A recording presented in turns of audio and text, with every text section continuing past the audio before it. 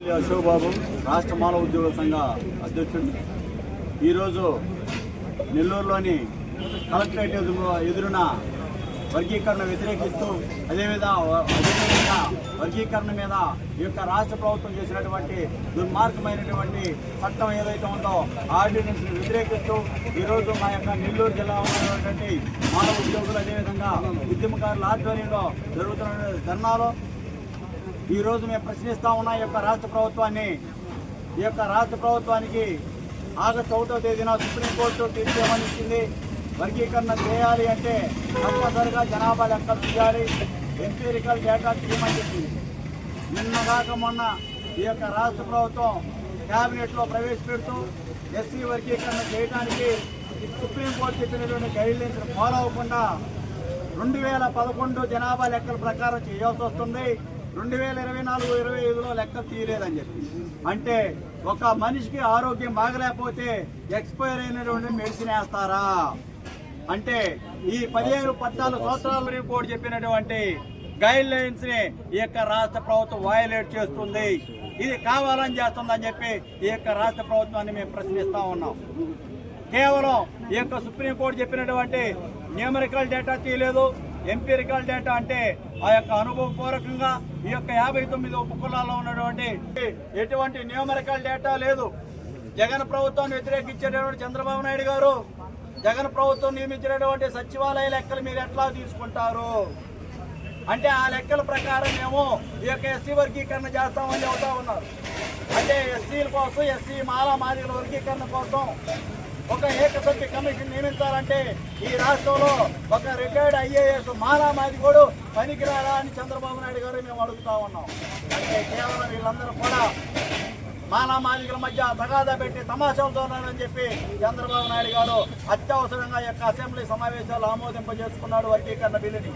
అదేవిధంగా ఎస్సీ వర్గీకరణ బిల్లుని ఈ యొక్క మండల సభలో ప్రవేశపెట్టినప్పుడు అరగంట ముందు ప్రవేశపెడతారు చంద్రబాబు నాయుడు గారు. మీకు అసలు వర్గీకరణ చేసేదానికి చిత్తశుద్ధి ఉందా అంటే మాదిగల్ని నమ్మించి మోసం చేయబోతా ఉన్నారు చంద్రబాబు నాయుడు గారు. అదేవిధంగా మందకృష్ణ మాదిగ ఇది ఒక డ్రామా, ఇది ఒక ప్యాకేజింగ్ ఫ్యాషన్ షో లాగే ఉంది చంద్రబాబు నాయుడు. అదేవిధంగా మందకృష్ణ మాదిగది అంటే మండల్లో ఒక అరగంట ముందు మోషన్ రాజు గారు చైర్మన్ ముందు పెట్టి దీన్ని ఆమోదించమంటే అంటే బిల్లు ప్రవేశపెట్టకుండా చట్టసభలో ఉన్నటువంటి గౌరవ సభ్యులు దీని మీద చర్చించకుండా ఒక వర్గీకరణని ఎట్లా చేస్తారు చంద్రబాబు నాయుడు గారు. ఇంకా దుర్మార్గమైన ఆలోచన ఏంటంటే ఒక వారం రోజులు టైం పెట్టి వర్గీకరణకు కావాల్సినటువంటి అన్ని ఏర్పాట్లు చేయమని యుద్ధ ప్రాతిపదికన చంద్రబాబు నాయుడు గారు చెప్పారు. నువ్వు ఎంత యుద్ధ ప్రాతిపదికన ఈ యొక్క దళితుల మధ్య చిచ్చు పెట్టి వర్గీకరణ ద్వారా దళితుల ఐక్యత దెబ్బతీయాలో చూస్తా ఉన్న చంద్రబాబు నాయుడు గారు మీరు ఇచ్చిన ఆర్డినెన్స్ మీద ఈ యొక్క రాష్ట్ర మానవ ఉద్యోగ సంఘం మా యొక్క మానవ సంఘాలందరూ కలిసి హైకోర్టులో ఛాలెంజ్ చేస్తా ఉన్నా. మీరు బిల్లు పెట్టండి, మీరు చట్టం తీసుకురండి. తప్పనిసరిగా కూడా గతంలో చంద్రబాబు నాయుడు గుర్తుపెట్టుకోండి, మీరు ఇదే ఆర్డినెన్స్ తెచ్చి సుప్రీంకోర్టు మీ యొక్క తీర్పును కొట్టేసింది, మీరు ఇచ్చిన ఆర్డినెన్స్ కొట్టేసింది.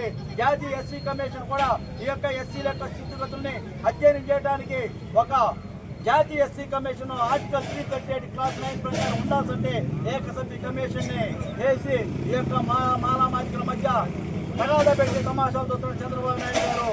కాబట్టి తప్పనిసరిగా వచ్చేసి మాలలందరూ కూడా ఐక్యం అవుతున్నారు. మాలలు కూడా ఇంకా టీడీపీ మాలలు, వైసీపీ మాలలు, మిగతా రాజకీయ పార్టీ మాలలో ఈ వర్గీకరణ ఎదుర్కోవడానికి మాలందరూ ఐక్యంగా వస్తూ ఉన్నారు. దాన్ని ఓటు ద్వారానే బుద్ధి చెబుతామని చెప్పి ఈ సభాముఖంగా తెలియజేసుకుంటా ఉన్నాం. Thank you. ఈరోజు ఆగస్టు 1వ తేదీ సుప్రీంకోర్టు జడ్జిమెంట్కి వ్యతిరేకంగా శ్రీ పొడిసిన నెల్లూరు జిల్లా కలెక్టరేట్ ముందు రాష్ట్ర ఉద్యోగాల సంఘాల అధ్యక్షులు ముఖ్య అతిథి సోదరులు తులిబిల్ అశోక్ బాబు, అదేవిధంగా రాష్ట్ర వర్కింగ్ ప్రెసిడెంట్ మహానాడు సోనాయకుడు నేను, అదేవిధంగా పెద్దలు పల్ల వెంకట గారు, అదేవిధంగా ఉద్యోగాల సంఘాల నెల్లూరు జిల్లా అధ్యక్షులు ఈదురు విజయ్ కుమార్, అదేవిధంగా హరిబాబు, అదేవిధంగా మదన్ మిశ్రా గారు, అదేవిధంగా చేరు సుజాత గారు, అదేవిధంగా రమణన్న గారు, అదేవిధంగా బాలచెన్నయ్య గారు, అదేవిధంగా మహిళ ఇంకా అందరం ఐక్యంగా మాధవ్ గారు అందరం ఐక్యంగా కూడా ఈ యొక్క ధర్నాను విజయవంతం చేసడానికి అందరూ కూడా నా హృదయపూర్వక ధన్యవాదాలు ముఖ్యంగా పత్రికల ద్వారా తెలియపరుచుకుంటున్నాను. ఇక్కడ మీ అందరూ తెలుసు, భారతదేశంలో 341, 371 ఆర్టికల్ ప్రకారం ఎక్కడ కూడా మమ్మల్ని విభజించేదానికి ఈ రాష్ట్ర ప్రభుత్వాలకు కానీ కేంద్ర ప్రభుత్వాలు కానీ లేదని చెప్పి ఆ రోజు మహనీయుడు డాక్టర్ బిఆర్ అంబేద్కర్ రాసినటువంటి భారత రాజ్యాంగంలో పొందుపరచడం జరిగింది. దాన్ని కొంతమంది స్వార్థ రాజకీయాల కోసం ఈరోజు మమ్మల్ని విభజించి పరిపాలించాలనే దుర్బుద్ధితో ఈరోజు వర్గీకరణ చేయడం చాలా దురదృష్టకరమైన విషయం. దాన్ని మేము వ్యతిరేకిస్తున్నాం. ఎందుకంటే మేమందరం కలిసి ఉంటేనే మా బిడ్డలకు మంచి భవిష్యత్తు, మాకు ఒక ఐక్యత, మాకు ఒక బలం. మీరు గతంలో చూస్తుంటారు, ఒక తుంగూరు, ఒక ఊరుకున్న కారం చేడు ఉద్యమాలు, మాల మాదిగులు అనేక ఉపకులాలు కలిస్తే ఆ ఉద్యమం ఎంత విజయవంతమైంది, మాలలు ఏ విధంగా మిగతా ఉపకులాలకు ఏ విధంగా సహకరించారు, మాదిగల సోదరుల కోసం ఏ విధంగా కత్తి కర్రబట్టుకొని నిలబడారో మీ అందరికీ భారతదేశంలో చూసిన ఉద్యమాలు చూసిన ప్రతి ఒక్కరికి తెలుసు. అదేవిధంగా మేము ఎక్కడ కూడా మా యొక్క ఉనికిని ఎక్కడ తగ్గిపోకుండా మేము ఈరోజు కూడా మాది సోదరభావంలో చూస్తున్నాం. మేము ఏదంటే మేమందరం కలిసి ఉన్నాం కాబట్టి ఈ వర్గీకరణ వ్యతిరేకిస్తున్నాం. నిన్నగాక మొన్న వచ్చిన రాజీవ్ మిశ్రా కమిషన్ 7.5 ఉన్నటువంటి మాలలు ఎక్కడ 6.5 మాదిగలు ఉన్నారని చెప్పి తప్పుడు నివేదించడం చాలా దుర్మార్గకరమైన విషయం. దాన్ని అసెంబ్లీలో గౌరవ ముఖ్యమంత్రి గారు చంద్రబాబు నాయుడు గారు దాన్ని తీర్మానం చేయడం కూడా, 4 కమిటీ వేస్తే 4 మాదిగ సోదరులు శాసనసభ్యులు, ఒక మాల సోదరుడు శాసనసభ్యులు. ఎంత దుర్మార్గమే మీరు చెప్పండి. ఎంతమంది మాలలు ఉంటారు, ఎంతమంది శాసనసభ్యులు మాలలు ఉంటారు? వాళ్ళు సమానంగా వేయాలి కదా కమిటీలో. 5 మందిని కమిటీని వేస్తే 4 వచ్చి మాదిగ సోదరులు వేసే శాసనసభ్యుల్ని, ఒక వచ్చి మాల సోదరులు శాసనసభ్యులుగా వేశారు. మరి అదేవిధంగా తీర్మానం చేసేటప్పుడు ఒక మాల మంత్రిని మీ యొక్క చెప్పు చేతుల్లో పెట్టుకొని దోలా బాలవీరంజన్ గారిని ఆయన ద్వారా మీరు తీర్మానాన్ని చేయించడం జరిగింది. అది చాలా దురదృష్టకరం. అందుకని మేమందరం కూడా అత్యధిక శాతం ఉన్నటువంటి ఈ రాష్ట్ర మాలలందరం కూడా మేము ప్రభుత్వానికి వర్గీకరణకు వ్యతిరేకంగా మేము మాల ఉద్యోగాల సంఘాల తరఫున మేము సుప్రీంకోర్టుకు పోయేదానికి మేమందరం ఐక్యతగా కలిసి మా సంపాదనలో 1% ఇచ్చి మా యొక్క హక్కులు మేము సాధించుకోవడానికి సుప్రీంకోర్టుకు పోయేదానికి సిద్ధంగా ఉన్నారని తెలియపరుచుకుంటూ పట్టుకోవాలని నమస్కారం.